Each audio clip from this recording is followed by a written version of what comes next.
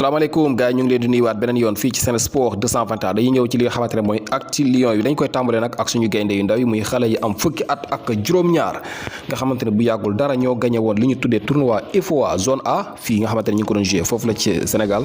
jamono yi nag ñi nga xamante ne ñoo di gaynde yi daal dinañu wàcc fële ca Maroc di waajal li nga xamante ne mooy Coupe d'Afrique bi nga xamante ne filee ki fan yu néew maanaam le 13 ci la Coupe d'Afrique boobu leen di tàmbali muy Coupe d'Afrique bi ñeel xale yi am 17 ans muy fukki at ak juróom-ñaar wàcc nañ ci Maroc ba daal di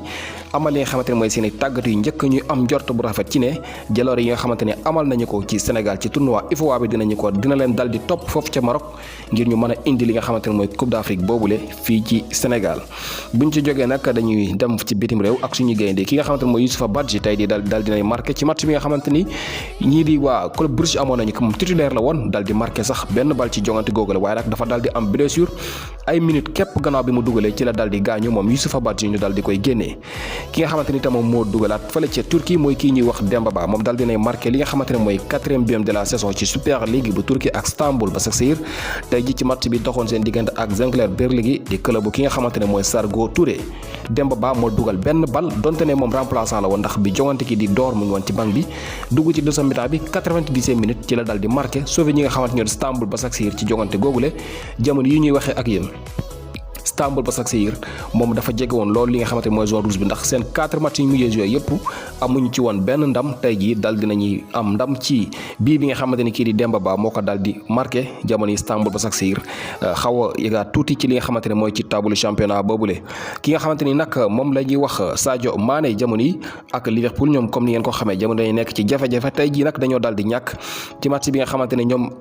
Liverpool amoon nañu ko seen diggante ak Fulham jamono yi Liverpool daal dinay joué ñàkk lu toll ci juróom-ñetti match ci dëkk maanaam juróom-ñetti match bi saison bi tàmbali ak léegi Liverpool dal dina koy ñàkk foofu la ci Anfield mu nekk nag 5 match wala 6 match yi nga xamante ne daf ko tegale di ko ñàkk ci Anfield mu nekk lu doy waar ak Liverpool ki nga xamante ni nag moom la ñuy wax Cheikh Ndoye moom ak Red Star foofu la ca France ñoom dal dinañuy qualifié ci li nga xamante ne mooy 8e de finale li ñuy tuddee Coupe de France gannaaw bi nga xamante ne dañoo éliminé club bi nga xamante ne mooy RC Lens Cheikh Ndoye ak Pape Maïssa Ba nekk foofu la ci Red Star ñoom dal dinañuy qualifié ci 8e de finale Coupe de France ci transfert nag ci la ñuy wax ki nga xamante ne mooy Erling Haaland jamono Chelsea ngi continuer di bës maanaam di continuer daal di gëm ne war nañu mën a recruter ki nga xamante ne mooy Erling Haaland yóbbu ko foofu nga xamante ni mooy ca